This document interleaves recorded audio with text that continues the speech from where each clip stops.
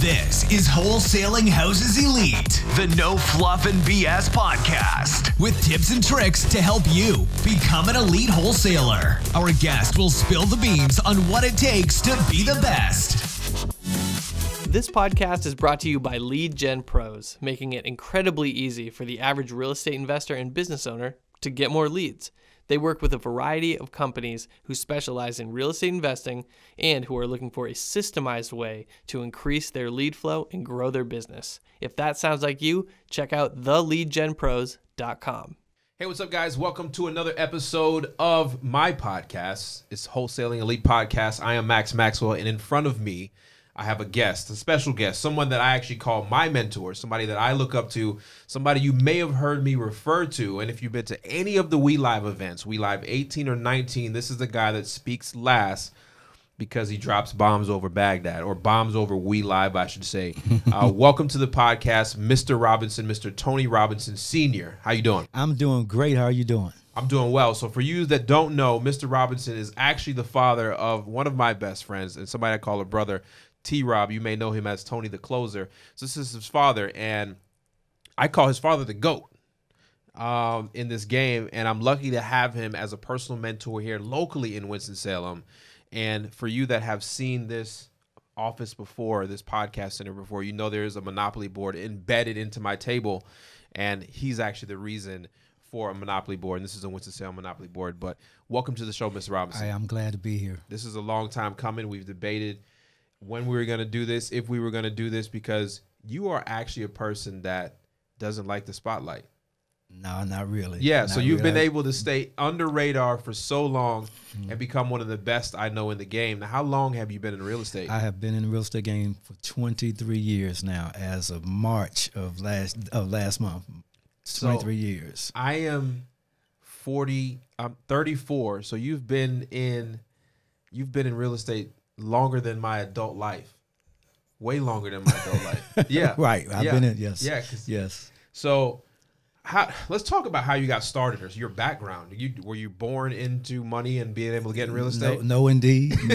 No, indeed. Wait, not at all. You didn't have $1 million trust fund? No, I didn't have $1 million trust fund. I grew up in Washington, D.C., raised pretty much by my mom, single parent. For the most part in my life. Went into the military in 1978 and was traveled through, of course, all over the country. Was down in Fayetteville, North Carolina on my last tour, retired from Fort Bragg, 82nd Airborne. 82nd Airborne, that's right. Retired in 1994, took an early retirement so that I could get out here and start my new life. And came up here to actually work in the Winston-Salem area in Maxwell, right outside of Winston-Salem, to work as a fleet manager and an environmental health and safety manager. Okay. So did that. So I think that was August of 1994. Sometime in November of 1996, saw a Carlton Sheets infomercial. And that's crazy. We were just talking about Carlton Sheets with Justin and how he's like the GOAT, right? Like he's like the guy that brings everybody in. So if he brought you into real estate, tell me the story of that and how you found him. Well, basically, he found me. So, of course, I was working as a fleet manager, and it seemed like every time I would be, turn on the television, whether it was late at night, early morning, or whatever, that Carlton Sheets infomercial would be running. And I would hear it, but I had no aspiration of doing anything in real estate. Didn't know anything about any real estate. Truth be told, Uncle Sam had housed me for a military career, so I never had to worry about housing. Used to that, yeah. That's right. And then when I came up here to work, the company that I worked for actually gave me a house as a part of my employment package. So you never had to worry about it. So I never had to worry about a house. And so this infomercial was running, seemed like it would be running constantly every time I turned on, late night, early morning. And I just took for granted that these people were on there lying. I hear people sitting there talking about their net worth. And, I went from having $0 to now I'm sitting in front of this mansion and I'm taking all these vacations. And I'm like, yeah, these people telling a bunch of lies and whatever. But I think eventually I saw that. I think the program back then was like $169 in 4 payments. Okay. So I was sitting there like, okay, $169 paying for 4 payments, and basically 90 days or your money back guaranteed. So it's a win-win. Right. And we like get money back. So I'm like, okay, this thing ain't gonna work. So I'm gonna get my money back in a few days. Well, actually, what happened is I bought the program, listened to. Back at that time, it was cassette tapes. Hold on, wait for most of you guys. Cassette tapes. Y'all haven't even seen none of that stuff. Cassette tapes. They were. When they screw up, you put a pencil in there. And trying to get them wound back up. Go Google cassette tapes in case you guys are not sure what those are. And I know some of the people on here probably don't know nothing about cassette tapes, but anyway, I had cassette tapes and actually VHS tapes.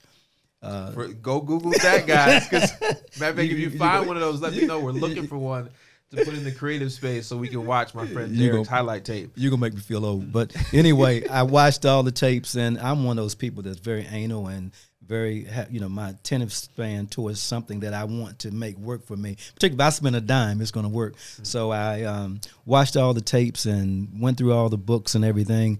And within 90 days, I bought my first home. And I bought the first home for myself and my son to live in. And so it was amazing that I went to closing at like 9:30 in the morning, didn't have a dime out of pocket. I remember sitting at the closing table when the attorney was going through the HUD statement and all the zeros were in my column. And then actually also I had went back at 2:30 that afternoon and I got a check for $7,500. So I bought a house and put $7,500 in my pocket. And so that was the start of me knowing that this real estate investing was something that I could do. And so from there, I went out and bought several other houses, bought about 4 houses, got real proud of myself, started tooting my horn about how great thou art. Yeah. And kind of like went like basically at turtle speed towards actually doing what I could do, building up a portfolio. Mm-hmm. But that was then that I said that thing was calling me. But I know now, if you know me, for some of you have heard me speak before, I believe in Jesus Christ, and I believe that was God calling me to what He would have me do. Yeah. So you're now working as a safety officer for a big company. Correct. And you get to the point now where the Carlton, I guess the 169 was worth it. It was more than worth it. Yeah. So you buy your first house. Right. How did you buy it? Was it a bank loan, owner finance? Actually, that was it was a house that was on an MLS that had been reduced. Mm-hmm. And so I was going through following a program that said look for houses on MLS. That was one of the strategies. Back in the day, you can look for houses where it had been significantly reduced. And so the house had been reduced by about $10,000. Matter of fact, it had been reduced twice. Mm-hmm. And so I just caught them at the right time. And you did some type of deal where you got it financed. You got $7,500 back. Well, I got $7,500 back. So the way I don't know how all that stuff worked at closing then, but basically what I did was I contracted it, had the seller leave a bunch of different items in the house. So all the things that he taught in the program, I probably used every one of them. Actually, to the extent that when I made the offer originally, because it was so low, the real estate agent that I was working with, because I actually it was on listing book, so I went through an agent to do it, the whole thing. And he didn't even want to submit the offer. Because it was so low. He said, you don't really want this house. And I said, if I'm correct, then it's your job to submit the offers regardless, right? And so he submitted the offer. Of course, the offer was rejected originally. They countered. And then I countered back, and I countered back at about and raised my price by about $237 to cover the Carlton Sheets course. No, and I actually did $237. That's real. I did like an odd number, $237 on an offer, as if I had calculated something to the dollar. And when he told me this is not going to work, you don't really want the house. And I remember hanging up the phone with him, and he called me back 20 minutes later and said we're under contract. Wow. So Carlton Sheet was worth. Have you ever been able to meet him in person? I've never met him in person, but I've, basically, if anyone hears me talk about my story, then I always say that was the origination of me getting started in real estate. Of course, I've spent well over $250,000 plus in other education with all the gurus that you call them throughout the nation. Yes. So this question now, you're working at a job. Yes. Getting decent salary, and now you're getting into this real estate stuff. Do you have a split decision to where you got to pick one or the other, or how does that work for you? Well, I started doing the real estate in '96 and bought that house in March of '96, and then I started buying other properties, and I actually stayed on the job. For how long? So I actually left the job where they assisted me in leaving in March of 2004. So you were buying real estate for 20 years, basically. I was buying real estate from 96 to 2004, so for 8 years. 8 years. And I could have walked away probably 5 years earlier and been fine.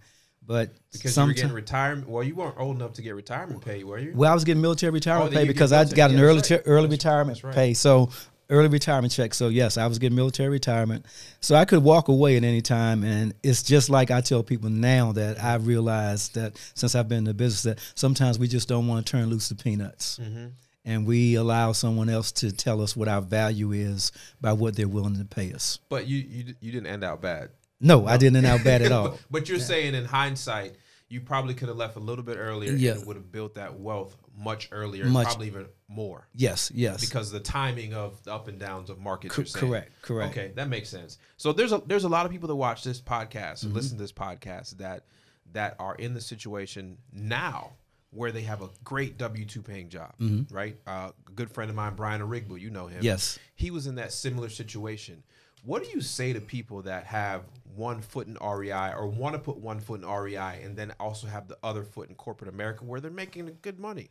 Well, I guess the thing that I would tell everybody, each and every person has to make that decision on their own. Maxwell can't tell them, and Tony Robinson can't tell them. I'm not going to pay your bills. Because if you quit and it don't work out for you, I'm not going to write a check for you for your bills. But what I tell people is to make an assessment of where you are and how much money do you actually need to live on, and then know what you're doing in your current business, what you're doing right now.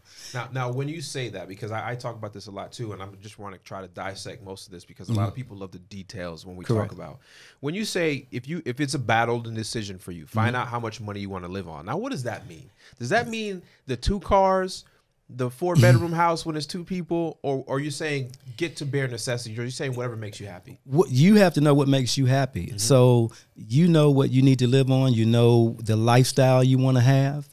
And so when you can say that this real estate investment game that you're playing replaces that income, then that's it. That's your exit strategy. So prepare yourself. You have maybe insurance needs and costs, the cost of housing and living, and just general taking care of yourself. So you have to know where you are in the game. I know a lot of people get out here and you start doing your wholesaling or whatever. And the thing that I would say is, how many checks do you have to get?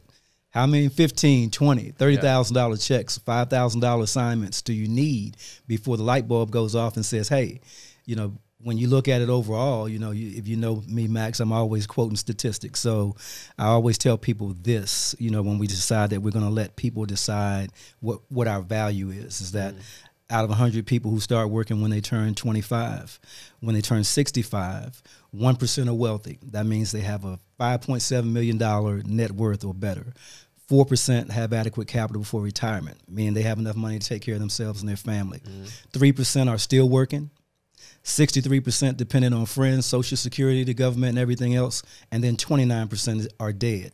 So when you take those statistics, that's doing it the American way. That's going to school and doing the best you can, and going to college, and so that you can get out here and be a doctor, a lawyer, whatever floats your boat. Well, the bottom line is, out of all of those people included in those statistics, that's from the U.S. Bureau of Labor and Statistics, out of 100 people who start working at age 25, when they turn 65, only 5 actually have enough money to take care of themselves and their family. So many of us, we operate on fear. We're worried about this and worried about that. If you're going to be afraid of anything, I tell people, be afraid of those statistics. I'd rather take a chance. Most of us, probably the majority of your audience is young enough to fail 10, 15 times and recover. So what do you have to lose? Because you look at me as a young buck in this game, which I am, and then I look at people that look at me, and I see them 21 years old, and they're making $20,000, $30,000 a month, and they're like, I just want to do more. I just want to do more. I'm like, well, you're like, you got so much time to fail. You're 10 years ahead of me. You're well off. So I agree with that. It's there's enough time for a lot of people to fail, but they're afraid of it. They're afraid. And like I said, sometimes you just have to look at yourself.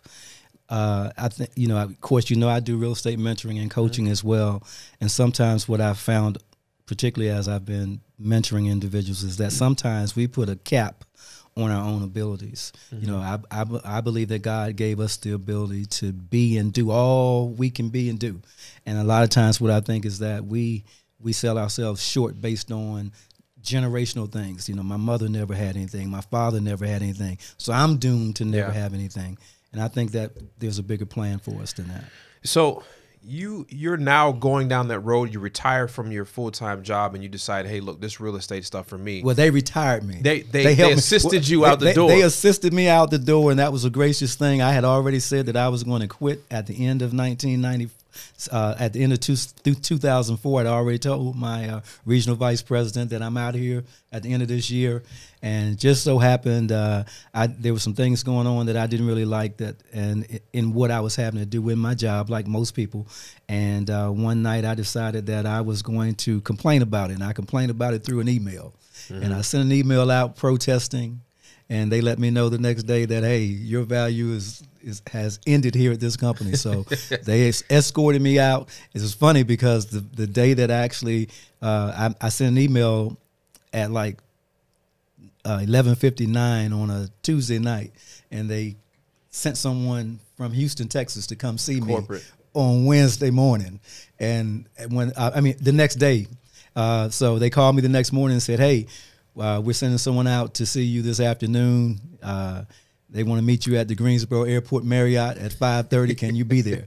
And I'm like, what are they coming for? He said, well, they need to come talk to you about the issues you have. And I said, so they're coming to fire me. Nobody's coming. Because that could be fixed with a phone call. You could talk on the phone. It was funny because I got an opportunity to actually clean my own office.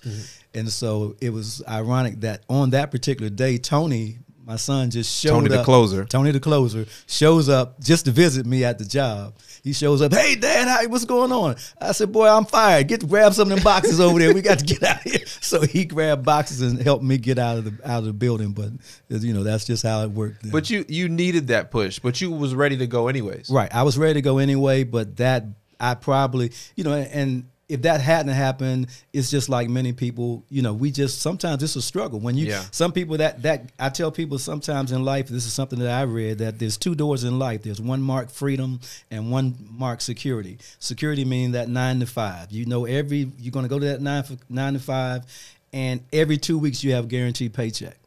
And when you choose that door, you actually lost both. You lost your freedom and your security, because someone else is controlling the shots for you. I've been looking at a way to explain that. That's a good way. Right. Two doors in life, security and freedom. When you choose security, which is that W-2 9 to 5, you actually lose both. You lose both. Because most of the time we don't realize when we choose to just let someone else exchange hours for dollars, I call it.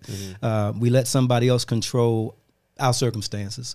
And many of us go on jobs as if we're going to be there till we decide to leave. Correct. You know, and of course, you know, if the profits, you know, the profit's not what it's supposed to be or whatever, then the first thing we start looking at is cutting back people or whatever, and then you're just in a number. And so many of us go on jobs as if we're going to be there till we get tired. And then, you know, when you look at it overall, those statistics I talked about, that's how we end up in those statistics. Here you worked for somebody and you gave them 35, 40 years. Now you got that gray stuff in your head and on your face, and then they tell you you're done, and you were making whatever your number is, $25 an hour, $30 an hour, and now you're 40-something, 50-something years old, and you're going out to try to get a new job, and they tell you they're going to start you off at $15 an hour. So let me get this correct. We're saying that the American dream way, currently the way it sits, I think it's changing as you and I are speaking. Correct. Is to go to school, get a good education, and get a good job. Correct. And then you can retire and live great. Right. But you're saying the Department of Labor statistics says out of 100 people, so out percentile, how many of us are able to actually live our life after we retire? So we said, so basically, percentage wise, you're going to have 1% that's wealthy, 4% having adequate capital for retirement. So that's 5 people that's set. They can take care of themselves and their families. 3% still working. So you're 65 and you're still giving it all you got. And then 63% still, you know, depending on friends, Social Security, the government. So the average Social Security check being somewhere from $1,000 to $1,200 a month. And then 29% dead. So out of 100 people, out of 100% of America, only 5% can take care of themselves. 5%. So that put that in perspective. If you line up the story of the American dream and the statistics, the actual numbers, it don't add up. So the American dream, and I hate to label it that because America's great, but the whole thing is it's fake. It's fake. It's fake. Here's a good. I'm looking at something now. In 2016, the number of people earning less than $30,000 made up 49.33% of the population. So less than how much? So almost half the population makes less than $30,000. And only 5% made better than $100,000.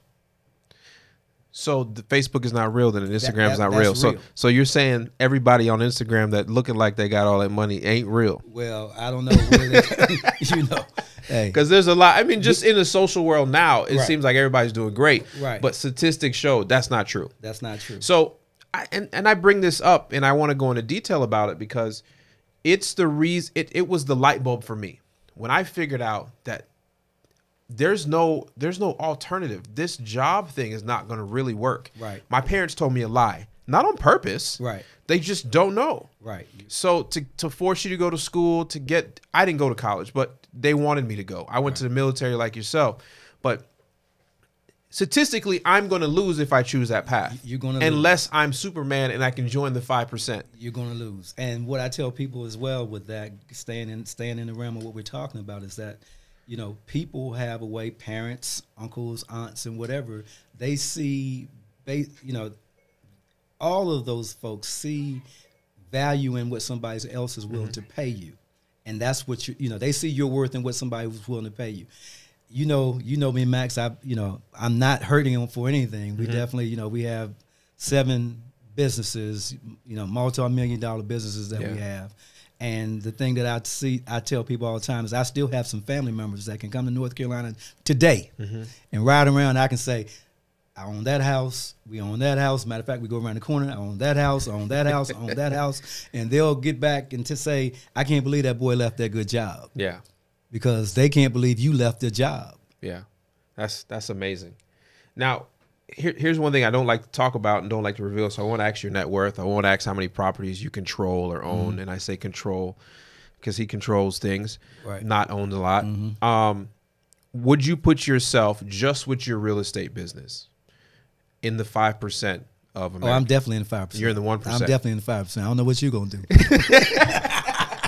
I'm laughing because, you know, your story, I'm telling you, you know, everybody has heard your story and starting off and, you know, coming into my basement and everything. But, I mean, it's just been an amazing journey. I mean, you have reinvigorated me because I'm always telling people I'm ready to pull the plug on all this stuff. I think when Tony and I came to you a year or two ago, I remember when I came to you before I first started, and I was like, "Listen, we need to put all your stuff on YouTube. You're amazing." And you was like, "I ain't gonna do that, man. I want to go to the mountains." Right. So I think a year ago, we lit a fire under you, and now you're like, you know, you went to We Live, and I think that was a changing moment. We Live 18 was the moment where you stood on stage and said, and I think that's what made me talk on the subject of We Live 19 is that you were comfortable. You are in the 1% of Americans that can take care of yourself. Without any assistance, just through real estate. But then I think a trigger you and I never talked about this. I think a trigger in your head said, I would be selfish if I shut it down right now. Correct. Because just because you're okay doesn't mean that you can't pass on that knowledge that you have gained through years and $250,000 worth of education to other people. So you said you felt like it became your duty to maybe do something I'm doing in a more grand scale that you have to go out and now tell the game. Correct. And you, like I said, your story, of course, Tony's story, you guys inspired me to, because actually we've talked about this and I don't mind sharing. I shared it for those folks that attended at We Live 2019. Sometimes we put people in our own little glass jar of our perception of what they are and what they're capable of, because I did that with you. And pretty much God showed me. He said, matter of fact, I had to laugh. I actually spoke at our one of our Real Estate Investment Association meetings just on last week. And as I was speaking, I said, I was telling the story about you inviting me to come to your event. And so this is the GOAT. Right. I'm going to his event. And so when I get there and the magnitude of the event that you had, and then listening to my wife say, well, Maxwell's doing this, and he's having some meetup groups and whatever. And I'm like, what is he talking about? I mean, Max been doing real estate for maybe 2 years and some change. I mean, what are you going to talk about? And so I actually caught myself. I had to catch myself because I told some people, I told them in the meeting last week, I said, you see what I just did?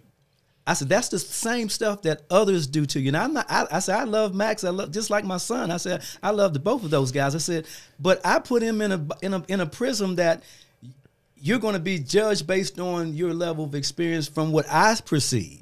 And you took something, and ran with it. You put something like I said, I think in one of my slides, Tony Robbins' quote says that people will actually do something based on either inspiration or desperation. And you were in a desperate situation. Very much so. And so you had to change your life. And man, I'm proud of you. I'm proud of the stuff that you and like Tony have accomplished. I mean, to go into an event and see all of these people of all nationalities and ethnic groups that you have. I tell people, I sowed a seed into this guy, and now he's like the Pied Piper of real estate. I said, he's like the Pied Piper, people following him. And so, and it's amazing. And like I said, because of that, and I know that you're encouraging people that feel like or have seen their value be placed in what somebody else perceives of them, or that maybe they've had some rough spots in life and feel like I can't get up. Well, your story resonates with people, and that's what I love about it. I love that, hey, you tell the story of you having multiple failing businesses, and getting back up. And look at this. I'm in your studio here. It's a beautiful thing. It's a beautiful, and I think and that's why I do this. I don't have to do this portion of it or these other videos, but a lot of it, I just want people to understand that if I can do it, if you can do it, then there's no reason that all of us can't do it. At least get our own piece of pie. Now, their desire may not be multi-million-dollar stuff like that, but they can put their self in that 5 percentile just by making 150 grand on their own a year. Correct. Right? So you don't have to run multi-million-dollar business because that's not everybody's happy. Right. Happy for a person can be like, listen, I want 1 or 2 vacations a year. I want this 1 3-bedroom house, and I want passive income to where I don't have to work. Correct. And it's ironic that you said that because I'm a visionary in a lot of cases. So I'm always, people say, Mr. Robinson always got gimmicks. Always. But basically, I'm gonna pull out these Monopoly boxes. If you guys don't have the pleasure of watching this on YouTube and you're driving in your car and you listen to this on podcast or Spotify, he's literally pulling out game boards out of his pocket. His right, it's not from his right pocket. I don't know what kind of pants he has on, but everywhere he goes, he got at least 3 Monopoly boards. Okay, so I always equate this real estate game to playing Monopoly, but playing Monopoly in real life. And what I tell people all the time is that you don't have to aspire to achieve what I've achieved. Correct. You don't have to aspire to be Maxwell. You be you. And and that's the thing I'm always trying to encourage people with is that you can play Monopoly big in this game, or you play Monopoly small. That's true. So I've never seen the small. You never seen the small. But see, if you want to play small, who's to say? If you say that my goal is to eventually own 10 properties or 5 properties that pay me $1,000 a month in rent, that's $5,000 a month. That's $60,000 a year. I already said that's 50% of America made less than $30,000. So you're gonna be on the upper. So you're gonna be in the upper echelon. So I mean, playing, and I call that playing small. Yeah. So you just have to set your own vision and goal. And there's nothing wrong with playing small because happy is on your own perspective. Happy is what you perceive to be happy. Yeah. Yeah. And that's amazing. And I just think I think the movement that we're creating and letting people be able to see that, and I put these things in equations all the time, that you're working for probably less than $50,000 a year. Do you really vision or really write it down on paper and show what that actually equates to after taxes? Right. Right. Like on how little you actually have to do on your own to equate that $50,000 worth of money. Right. Calculate Uncle Sam getting a third. Correct. Or a little better than a you're third. walking away with 35, 38 grand, and that's what you actually need to make, but you're giving somebody 40 plus hours of your life every single week. We talk about Correct. 1440. There's 1,440 minutes in a day. Correct. You got to figure out what you're going to do with those minutes. And the thing is that most people, or a good percentage of people, aren't happy with what they're doing. And that's the crazy thing. Right. You're not happy, and you're not getting paid Right. well. You wake up in the morning, putting the clothes on. Some people, cursing under your breath or whatever, that you got to go to this I've been there. doggone job. I've been there. Right. And you're mad all day long. You're not happy, but we stay there. Exchanging hours for contempt. Because there's two doors in life. Right. And the door they chose was security. Security. Now, I'm not telling anybody, and you're not telling anybody to run up and go quit your job and go do whatever you want to do. Because the reality is bills still keep coming in. Correct. So you need to have a plan.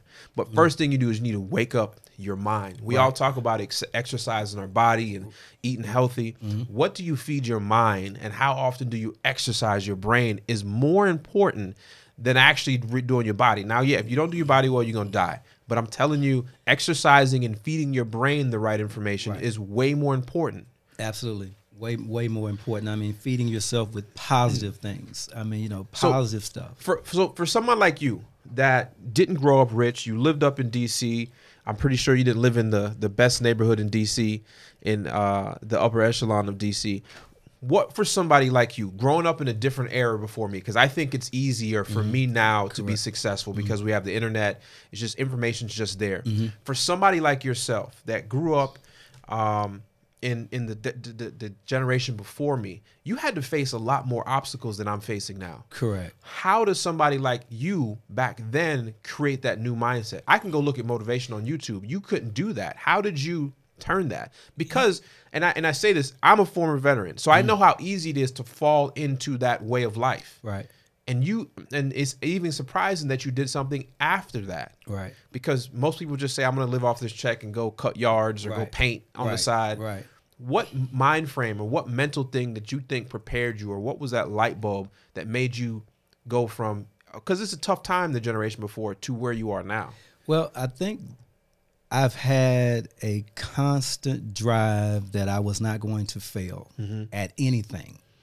And so I always wanted to and strove to actually try to be the best in everything that I did. And so I think that drive is what, because sometimes that drive can get you in trouble too, but, because you got to know when to turn the switch off, and, you got to know the balance.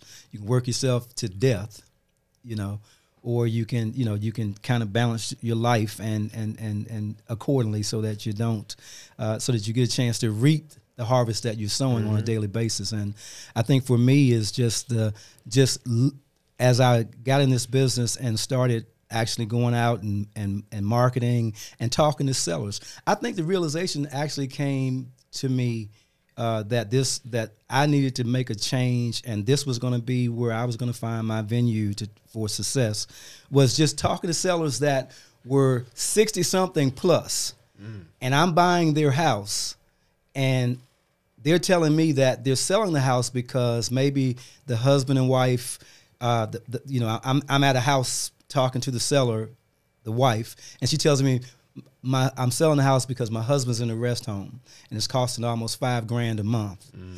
He makes $1,200 in Social Security, and I make $8,000. And so those statistics that I talked about earlier, they started resonating in my head because I kept saying, You started seeing it in real life. This is real. These numbers are real, and I'm not going to be like that. So that just made me just go the extra level. I had to put it in overdrive that I'm going to go out here, grind, and do what I have to do. If I have to work myself into the ground, whatever it is, I'm going to make this stuff work for me. Yeah. So what do you tell somebody that is listening to this podcast? And I get people that never thought about investing in real estate ever. This would be the first time they've actually heard a real conversation about real estate. What do you say to somebody that is looking and wakes up angry and goes to work angry but is looking for a change? What do you say to somebody if you was sitting in front of the young me? Well, number one is that this is something that definitely will change your life. I mean, if one paycheck. Yeah. And so to give you an example, just because you put up a bandit sign and someone is in dire need of selling their house for whatever reason, they call you out there. And, you know, how many people know that a house can be like an anchor? Because if you lose your job and you can't pay for it, Wells Fargo is still looking for a check every month. Okay. If you get sick or whatever and you can't work, you still got to try to pay for that house. And so if you need to move out of town or whatever, same thing. This house, what do you got to do? I have to find something to do with it. And so what I tell people all the time is that this is a business that it's a people helping business, number one. Yeah, true. You're helping people. And the better you get at understanding that you're in a people helping business, the more money you're going to make. And so when someone calls you out to a house, for instance, and they want to sell their house so bad that not only are they willing to sell you their house, they sell you their house and pay you to buy it. So I've told you, I've shown you examples, where I've had clients of mine where people have paid them $30,000, $15,000, $20,000 to be rid of this house and this pain. And so is this a great country or what? I mean, where you can buy a nice house and actually have someone pay you for it to boot. So I tell people, the opportunities in this business, there's so many different niches that you can get into. You can be wholesaling, you can do assignments. If you want to do flips, you can be a landlord. There's just so many avenues that you can take and find your way and find your path. So, you don't have to exchange hours for dollars. You're a prime example. You didn't even know what you were doing. You said you went to YouTube University. You talked to me, went out and put up some signs, and then really didn't even know what to do when they called you. I was taking the first step. Right, taking the first step. And that's all I tell people to do. If you were playing Monopoly, the first thing you have to do is get off a go. You're going to roll the dice and get off a go. You don't know where you're going after that. Right, get off go. You never know what the end's going to be. And I can tell you, it's probably going to be a lot better than hanging on to that 9-to-5 job. Absolutely. Because they're always there. Right. They're always there. And I think now, hindsight 2020, a lot of people have things that they necessarily don't need, but they want to get to a goal, but they're not willing to give up some things to help them get there. Right. And I'm talking about physical possessions and things that they call necessities every month that they think they can't afford things. Right. So I think we've covered your background, and I think people know who you are now. I want to ask a selfish question, because I know you talk about responsibility of money. Is there anything that when you had money, what was a dumb purchase you think you bought when you had something? You was like, this is the first time or second time. You're like, you know what? I'm rich. I'm gonna go buy this. You know what? And it's funny because you were talking to my wife before. Yeah, I got on the so phone. how cheap you were. She said, "You cheap." Well, and you should know. That's the thing about me, Max. I live like normal. I just live normal still. I mean, I've not been one to go and splurge. Yeah. I drive a nice car, but it's not a brand new car. Yeah. So I live. I guess I'm a Warren Buffett model. Yeah. So you never had that purchase where you're I haven't done anything. A motorcycle or nothing. No, and that's funny. But I don't knock anyone that does. But that's just how I've lived my life. I just I like to see others prosper. He's very, very simple life. I know your house looks great. Okay, yeah, house is nice. Yeah, his house is real nice. House is nice. So now let's go on to some of the strategies, because what I consider you, I know you know a lot more, but a couple things that comes to mind when I hear your name is you've put a lot of training into your brain, education in your brain. Correct. At one point, you were actually a part of legislation and fighting in Congress on behalf of investors, right? Correct. Can you touch on that just a little bit? Yes. And so one of the things that I found, hopefully I won't make the answer too long, but one of the things that I found when I started actually finding my way in this business is that oftentimes you ran into a lot of people that you expected to have a level of competency, attorneys, CPAs, and whatever. And I was finding out that, these folks were giving bad advice because they want to put you in what I call a little cookie cutter template to how we do business. I do business at a whole nother level than most people. And so very complicated. Simple to me, but it's complicated for a lot of folks. And so one of the things I want to do is I want to educate myself to the level that I understood or had better than a working knowledge of what every so-called team player on my team was supposed to be doing for me, or their level of expertise. So and team players, you're talking about CPAs, attorneys. I wanted to know what they knew, and I wanted to know what the attorneys knew. I wanted to know what every person that we do business with, and I want to know what you know. And not just to the level of being dangerous. I want to know what you know. And so I was one of those people that constantly reading, constantly studying, educating myself, because I just wanted to make sure that, I got tired of going to trainings, pay a lot of money, and then come back to North Carolina. I mean, in some cases, just almost I could have ran back from California because I was so excited that I just found a new technique of something, and I was couldn't wait to get home to start implementing it. And then I get back here and the attorney says, well, if you're going to be doing that kind of stuff, and I'm like, what do you mean you can't do it? And so going back to your question, I also want to know the rules, the law. And so, because to play the game, any game at its best ability, you need to know the rules. You know the rules. And basketball rules, football. You need to know the rules and know how to play it the best. When you learn the rules, then nobody can touch you because you can play the game to the utmost. And so one of the things that I wanted to do is, and what I found back early 2000s, is that there was a lot of legislation that was being proposed that would actually hinder our business. And so hinder investors, right? Because a lot of legislation was coming down where you have one or two bad actors that make it bad for all of us, and so you'll have your governor or your attorney general's office want to impose regulation on the two bad people, but affect everybody, right? That affects everybody, and so I got involved with the North Carolina Real Estate Investors Coalition.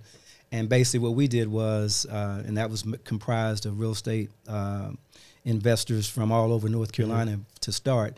And what we did was we would go to North Carolina, to our legislative body every year and lobby on behalf of real estate investors to make sure we stayed in business.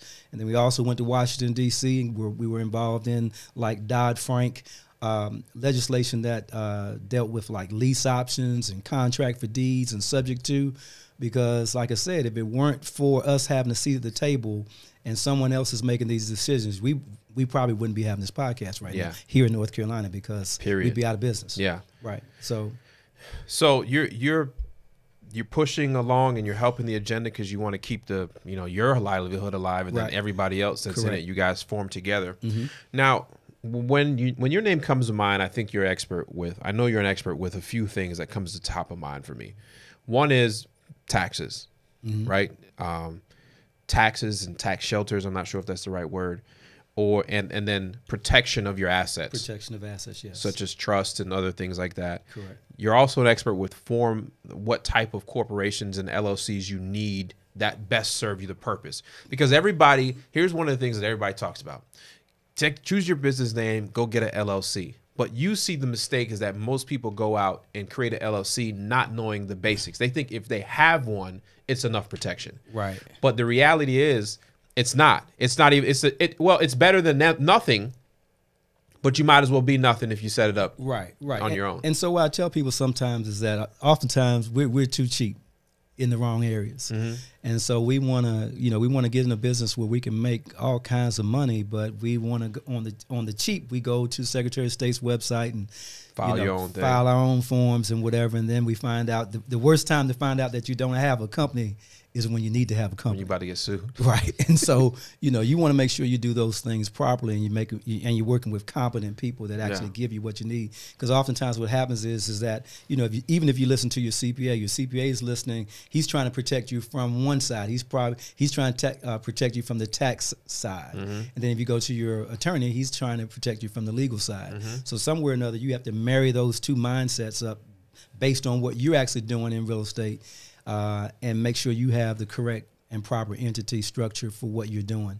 So, for instance, if you're going to be like wholesaling, of course, one size doesn't fit all, but most wholesalers, because the predominance of everything you're doing is a sale. And sale constitutes you're partnering with Uncle Sam. He's a silent partner in your business. All day long. And so what you'll find is that you're probably paying between federal, state, and Social Security, FICA, you're paying almost 42%.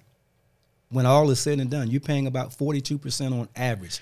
So if you do $8,000 assignment, you know, almost half your money went to Uncle Sam and his partners. But this is where you come in and you say knowing the rules. Right. So what about somebody like me? I don't want to know all those rules. How do I find and vet a professional that understands the game I'm playing? Right. What I tell people most of the time is to go and, number one, it starts with having educated yourself. Your own education, so you know what to ask. So at least you know what to ask. And then there's certain things that when you ask, as you're sitting there interviewing your attorney or CPA, I said interviewing. You know, I don't go in there like you automatically have my business. I'm here interviewing you to make sure that we're going to be a fit. Mm-hmm. Okay, so when I start asking you certain questions, I start asking you about componentized or componentized depreciation or cost segregation, things of that nature, and your eyeballs start spinning around like this, and I'm going to say thank you. You're not the one. So, you know, but being able to know the proper questions to ask, and that starts with having at least educated yourself to some degree in the processes. So you've spent over $250,000 on this type of education. Correct. And I can so full disclosure, you've actually set up some of my businesses. I know you set up Tony's businesses and the structures, the correct tax entities, so I'm not out there butt naked. And obviously, I mean, you've helped me with a lot. The type of insurance to get on properties. You have taught me sub-2 contracts. Well, we'll get into that later. Right. But you've taught me so much that it's that part where the education comes in. Right. And you talk about that. Right. I tell people all the time, if you think education is expensive, try ignorance, because you can't do what you can't do. Again, it goes back to, I call it the knows. What you know, what you don't know, and what you don't know, you don't know. So and I didn't write that down. You said if you think education is expensive, try ignorance. Try ignorance. That's a new quote. You need to put that on a quote. It's try ignorance. I think it might be someone's quote. Well, it originated from you here. I definitely use it all the time, because seriously, you don't know what you don't know. Yeah. And it costs you money not to know. And so so people that are in this business, because I consider, and this is one thing I want your opinion on too, should people run around calling themselves wholesalers?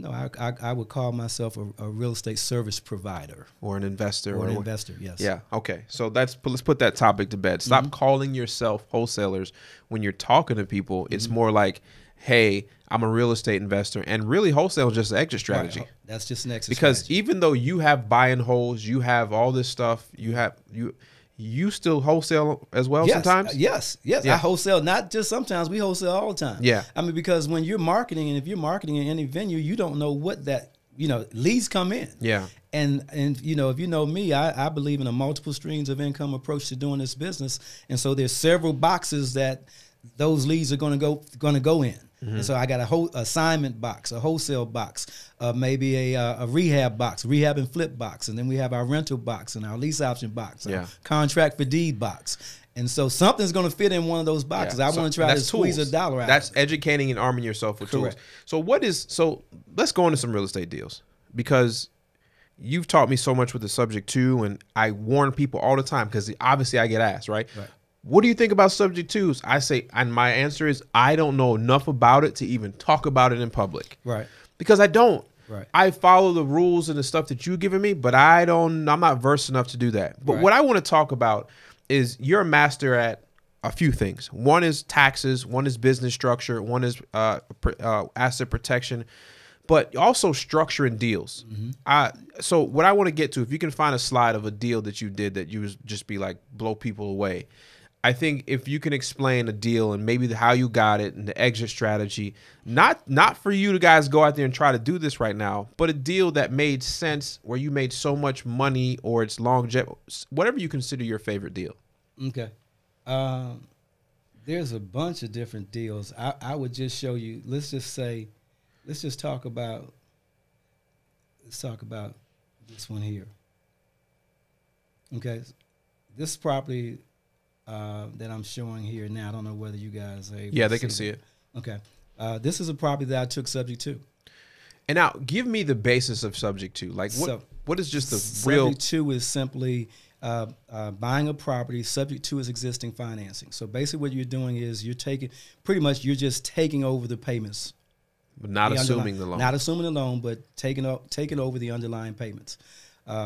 Now, I always tell people, because subject to sounds sexy, it sounds good to be able to just take over property. Way more to that. Right. But it's way more to it. And you want to make sure that, number one, it still has to fit the investment model. Mm-hmm.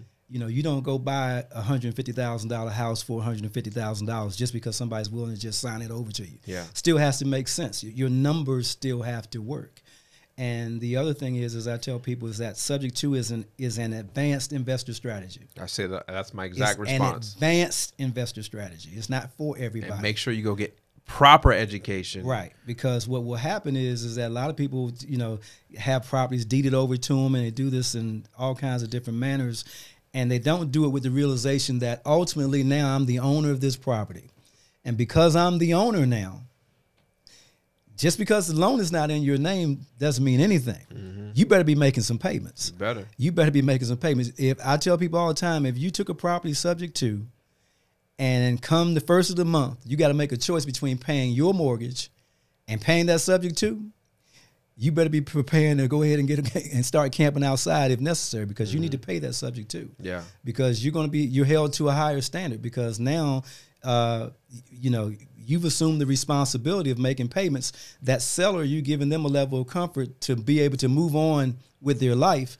And what you do with that property is going to impact them negatively from a standpoint if you don't make payments.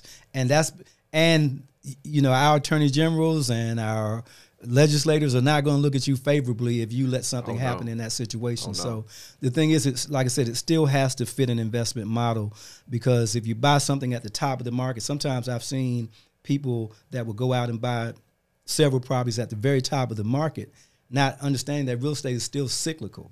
Mm-hmm. So if you go buy a $150,000 house and we have a 8 to 10%, 5% downturn in the market, now you're underwater, and guess what? You still have to make payments. Every and day. That's the thing that I tell people all the time with subject to. You're responsible for making payments. Regardless. There's no contingency. So when you buy a property subject to, you own it. And so I think one of my former mentors, Ron LeGrand, he has a saying that he calls, get the deed or get the door. And that means that basically when you go to meet the seller, that you're going to have them basically deed the property to you, or you're going to hit the door. And I tell people all the time, I don't necessarily agree with that mindset, because everything may not fit subject to. Mm-hmm. So if you weren't going to if you had a deal that you thought was kind of wishy-washy or whatever, I'm not so certain I'm going to be able to make money with this. Maybe your best option would be to do an option with that seller, because now if you did it on an option, then I can say this ain't working out. Mr. Seller, guess what? I'm gonna give you this house. I'm not gonna exercise my option to buy. I'm gonna give you the house back.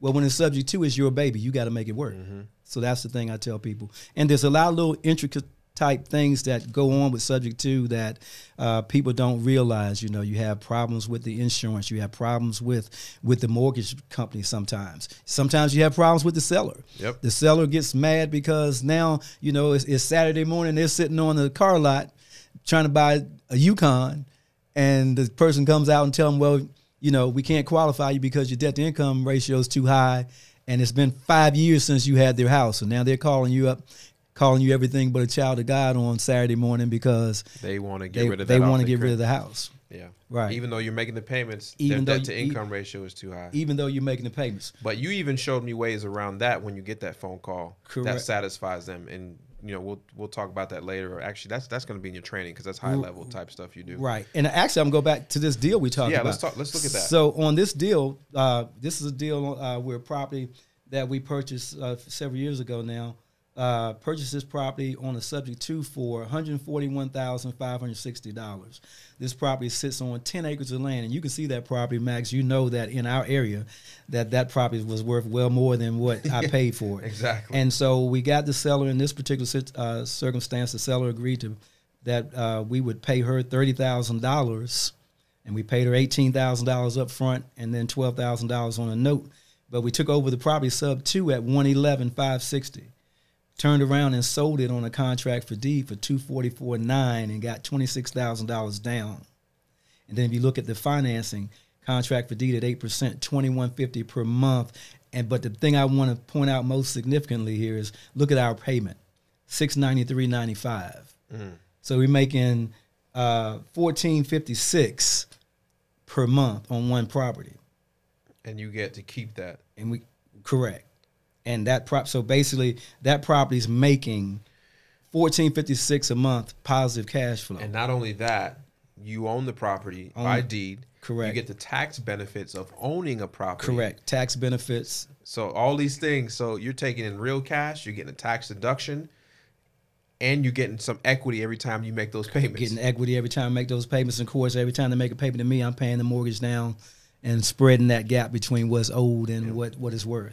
Do you still own that property? Or you yes, sold we still own it. So how long have you had that one? We've had that one now for, I think, a little about 3 years now. So 3 years at $1,500, $1,400 a month. You do 10 of those, where can you be? And that may be all somebody ever needs. And we talked about happiness. Right. That's so maybe all you need. That's crazy. That's better than most people's Social Security check. Absolutely. Right there. One Just property, that one property. One property. Better than Social Security check. The American dream. That's it. So we can go on and on and on about these properties and these deals. Mm-hmm. And I would love to, but I know you got to get places and we got to do things. Mm-hmm. But what do most people do? Take me for example. What would you advise me? Use me as a case study. I got a wholesaling company. We make over $1 million each year. What should be my game plan? Because there's a lot of people in my audience that also are in the pathway that I'm in right now. Right. What should I be doing? What should you be doing? And I'm going to go back again, and I'm going to go to... The guy's a walking PowerPoint presentation. What actually I always tell you, and what I tell you is this, is that for you, where you're at, the wealth building component of real estate comes from what you own. Mm-hmm. Okay, you can flip and make all the money that you're making and all that's fine. But when all you do is flip, then this guy that's on the screen is a silent partner in your business. Mm-hmm. Okay, and he's smiling just as much as you smiling. And so the whole goal is we want to keep him from smiling so rapidly or smiling so much. And so what you need to do is, what I tell people to do is that think about it from this perspective. You want to build multiple streams of income in what we do. Yeah.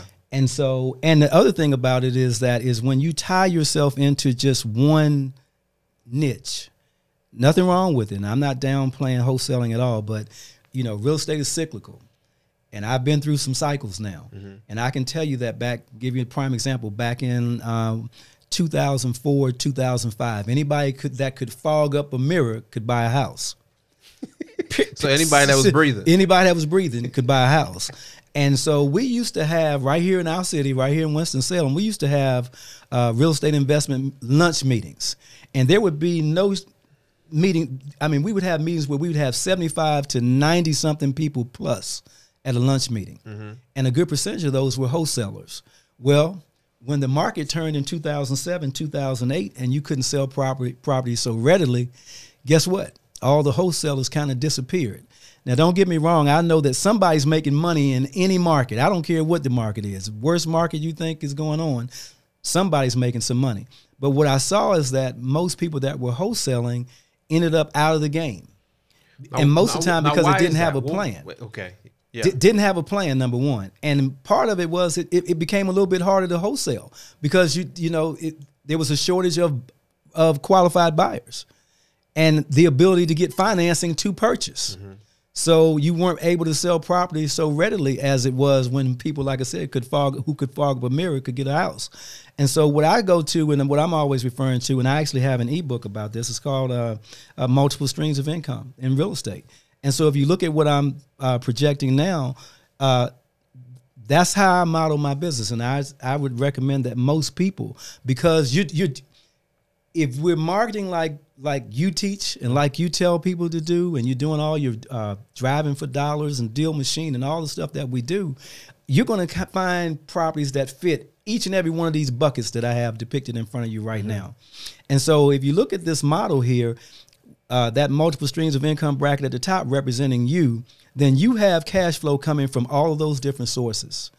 But if you look on the left side of it, everything highlighted in yellow, that means that those all have tax consequences. Mm-hmm. Okay. And so the whole thing that you want to do is you want to do something on the right side. That's the rentals, the lease options, and things of that nature. Those things are the wealth building component of this business. So the wealth building component comes from what you own. So for you, where you're at right now, I would tell Maxwell, you need to be looking at holding some property, particularly maybe you want to look at some commercial property, some strip malls, some apartments. Those are the things that you're going to need to have, because what's going to happen is what you get out of holding properties is you get the ability to depreciate. So everything on that right side, if you're looking at the screen again, on the right side, that's your that represents depreciation. Every property that you own is contributing to what I call that depreciation bucket. And the larger you make that depreciation bucket, depreciation is a non-cash phantom expense. It's not real. It's not like you took real money out of pocket. So let's say, for instance, you own a house that's the value is $100,000. You paid $100,000 for it. And you're able to, because of what the building is valued at and what the land is valued at, let's say you have $5,000 a year just in depreciation alone. Well, that means that if you were renting for $800 a month and you had a $600 mortgage, that means how much money you make? $200. You made $200 a month, $2,400 a year. Well, if you have $5,000 in depreciation, you actually made $70. You had a $2,600 loss. Right. You lost money. You lost money. So that's what you actually put real cash in your pocket, but you lost money. So let me ask you this question. On paper. Because you're going into detail right here. Right. Let me ask you this question. Okay. If you were running for president in 2020 and we asked you to show your taxes, would you show your taxes? I would show my taxes. And what would it show how many taxes you paid? It would show what it shows. So zero. But not necessarily effectively. You might end up with zero because. But that's a true thing. Right. Real estate. The reason why people are upset of Donald Trump and he doesn't want to show his things because he actually ain't paid taxes in a long time because he uses the rule book. He knows the rules. Absolutely. And he hasn't, because he owns so much real estate, he hasn't had to pay taxes because he's filled up his depreciation bucket. Correct. And you do the same thing. Correct. When you have that bucket sitting there filled up like that, and look, because that depreciation, all of those losses offset income. So that means that, let's just say, if you're talking about that depreciation bucket again, let's just say you have a depreciation bucket that's, just make it simple, $100,000 of depreciation. Every year, you have $100,000 of depreciation come January 1. That means you can go out pretty much literally and sell up to $100,000 of wholesales and assignments and have zero cash consequence. And pay zero tax consequence. Right. And so, again, it goes back to, it's not what you make, it's what you keep. Ultimately, it's what you keep. And that goes back again to the nose, because most of the time for most of us, particularly people that get into this business and don't educate themselves, you go out and flip a lot of houses and you're rocking and rolling with your assignments and your wholesales and all that.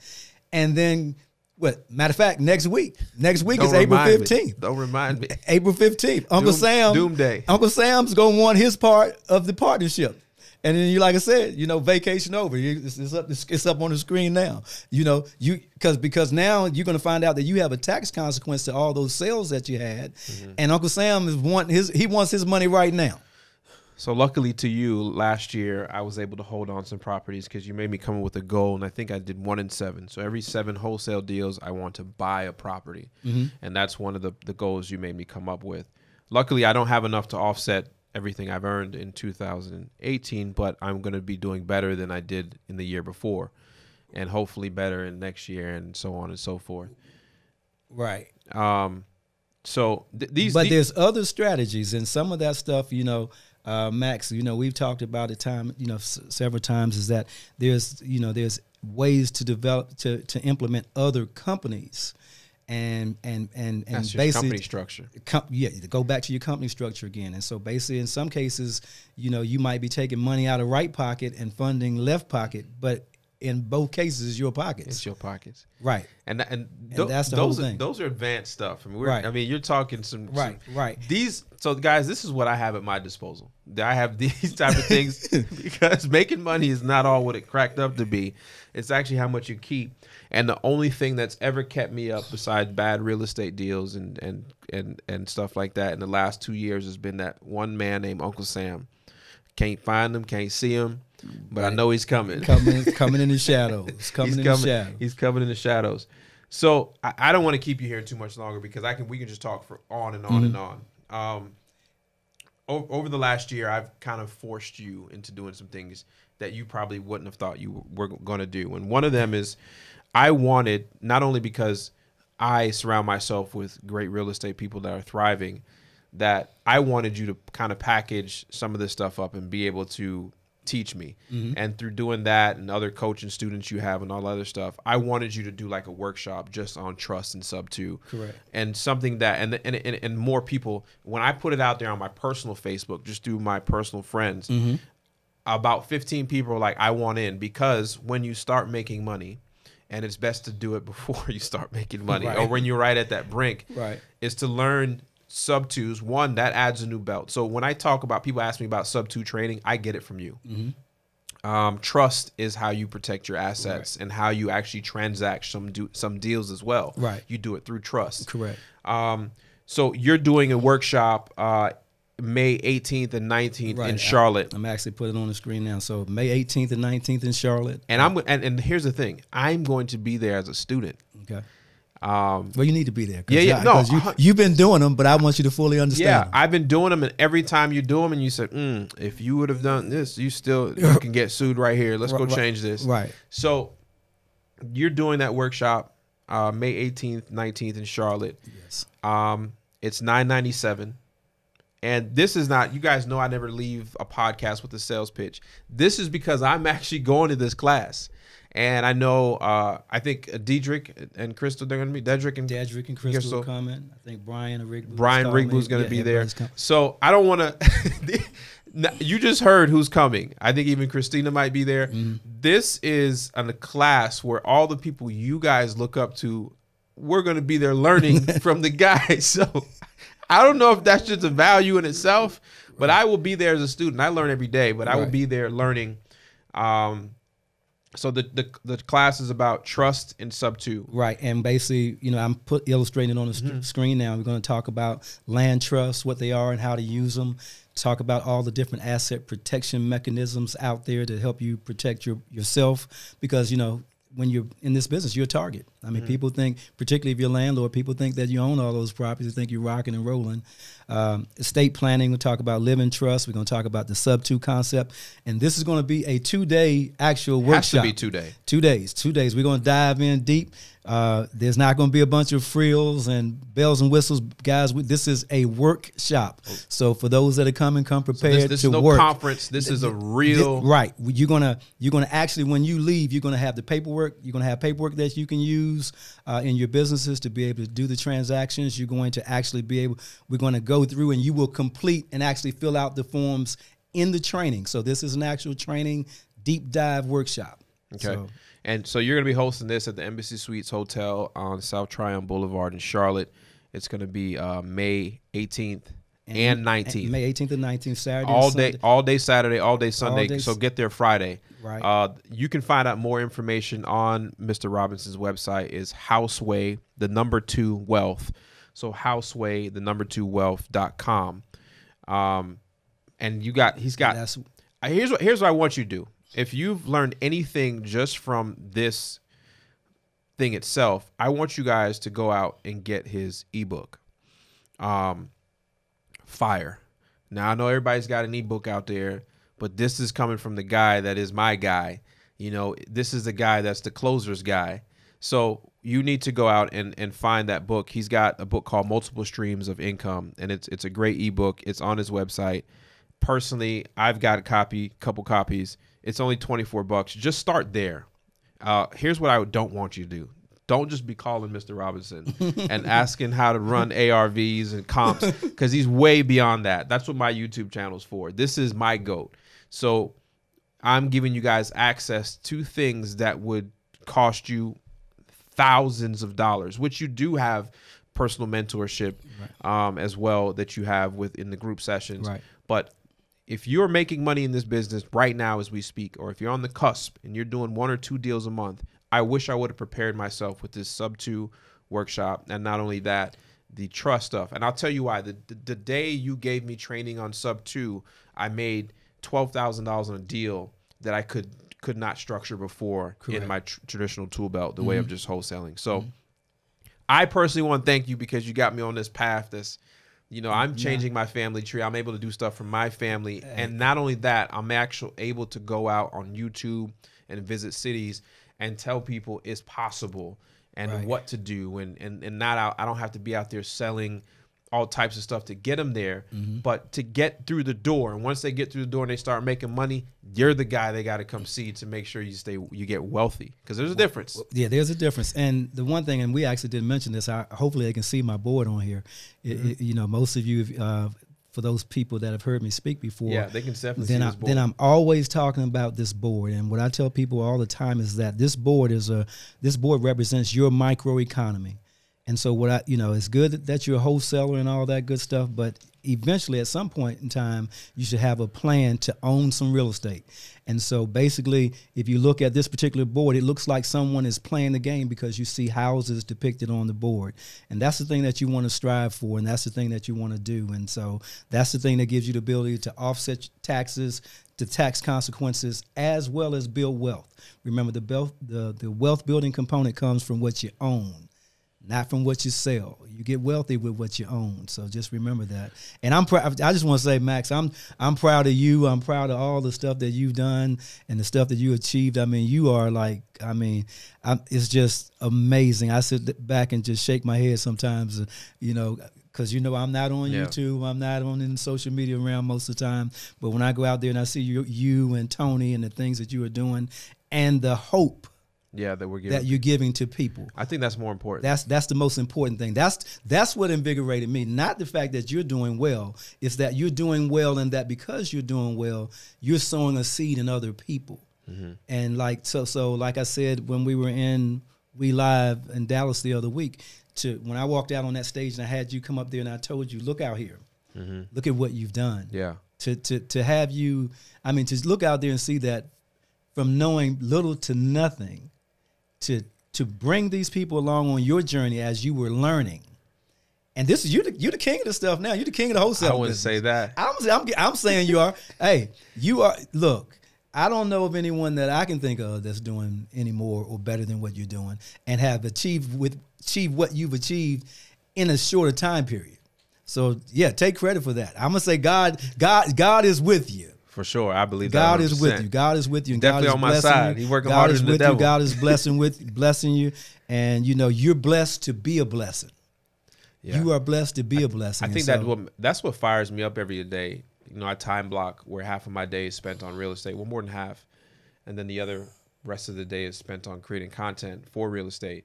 But that fires me up when I get those inboxes of people changing their lives and being able to do this for their family and that and all that stuff. So yeah, I'm with you 100%. It's a lot. It's a burden. Some days I'll be like, man, this is too much. Hey, but then I realize it's not about me anymore. You know what it says: too much is given, much is required. Yeah, I agree. So I have one more question, and then we'll tell people where they can find you at. Okay. I made a video about gentrification the other day, viral. It went on. It's a subject that comes up a lot in the Black community.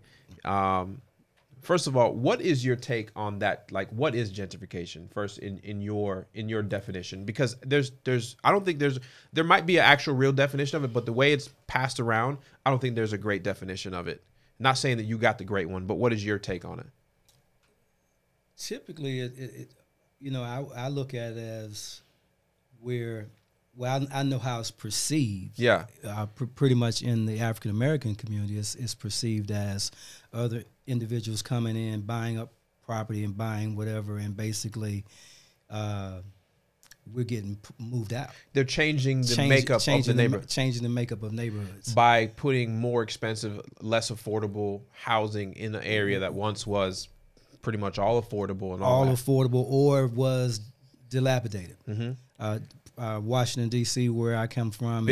Prime example. Prime example. I've got some areas where, even as an African-American kid growing up, there was areas where like, oh, man, I ain't going down there. It's just that bad. And now you go there when the kids my age got old enough of age, they didn't think their homes were worth anything. So now you sold them to someone else that comes in and fixes them up.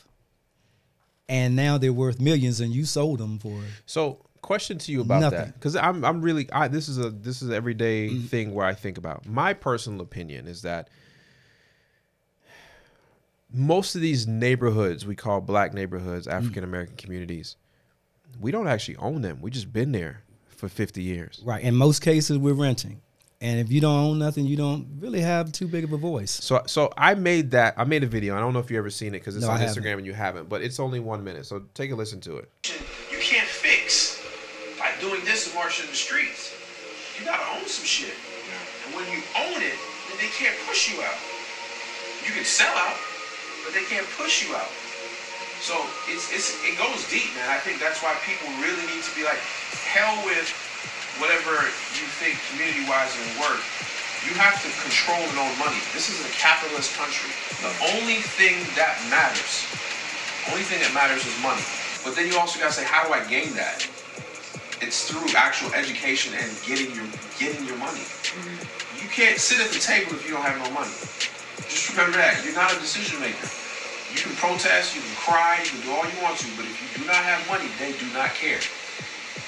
That's what it boils down to. When you learn that about this country, and really the entire world, you don't have money.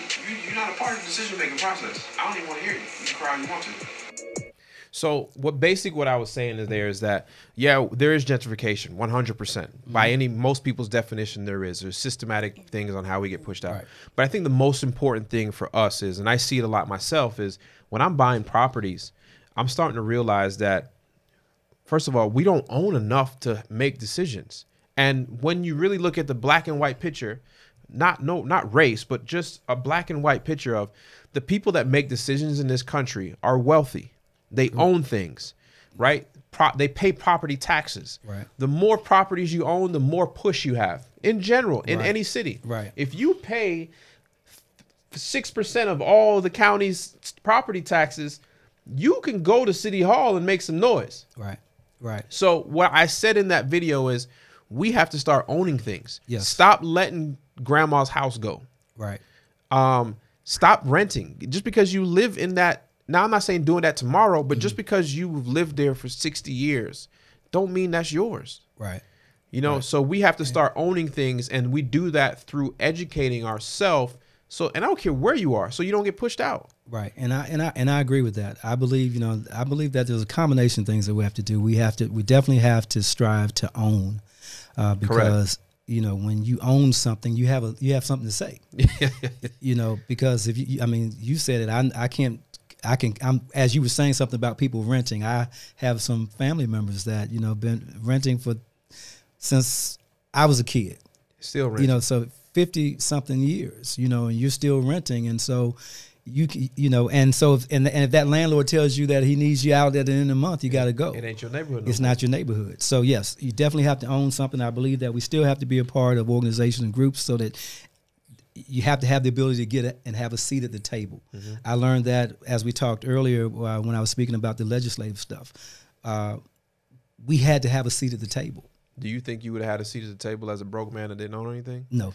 I wouldn't have a seat. So yes, you're gonna have to have a little bit. You're gonna have to have a few dollars. So and I don't say it in a negative way. We just have to change the way we're thinking. Right. And I'm all race, all colors. We just have to change the way we think about how we make our money.